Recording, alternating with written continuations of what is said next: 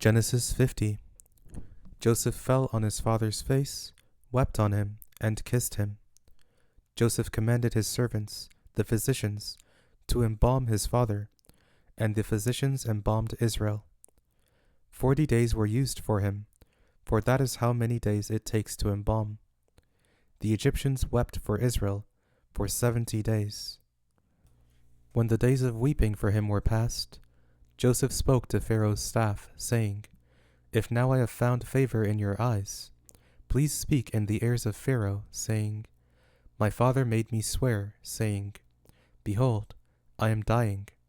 Bury me in my grave which I have dug for myself in the land of Canaan.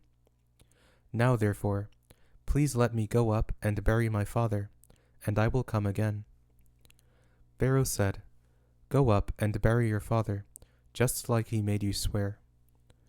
Joseph went up to bury his father, and with him went up all the servants of Pharaoh, the elders of his house, all the elders of the land of Egypt, all the house of Joseph, his brothers, and his father's house. Only their little ones, their flocks and their herds, they left in the land of Goshen. Both chariots and horsemen went up with him. It was a very great company. They came to the threshing floor of Atad, which is beyond the Jordan, and there they lamented with a very great and severe lamentation. He mourned for his father 7 days.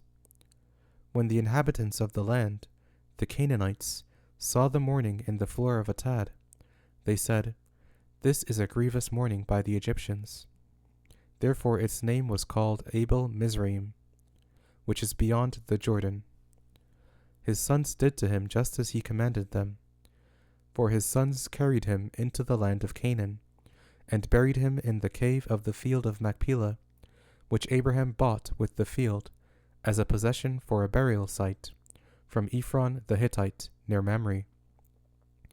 Joseph returned into Egypt, he and his brothers, and all that went up with him to bury his father, after he had buried his father.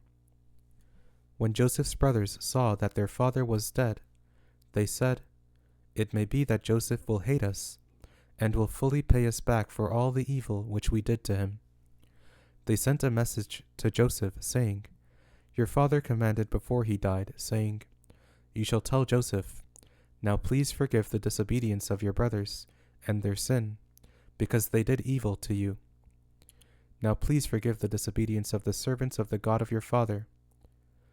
Joseph wept when they spoke to him. His brothers also went and fell down before his face, and they said, "Behold, we are your servants." Joseph said to them, "Don't be afraid, for am I in the place of God? As for you, you meant evil against me, but God meant it for good, to save many people alive, as is happening today. Now therefore don't be afraid. I will provide for you and your little ones."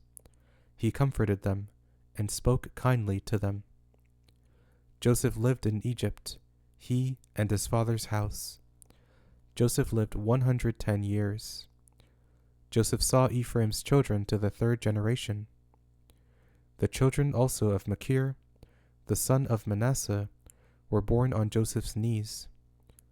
Joseph said to his brothers, "I am dying, but God will surely visit you, and bring you up out of this land to the land which he swore to Abraham, to Isaac, and to Jacob." Joseph took an oath from the children of Israel, saying, "God will surely visit you, and you shall carry up my bones from here."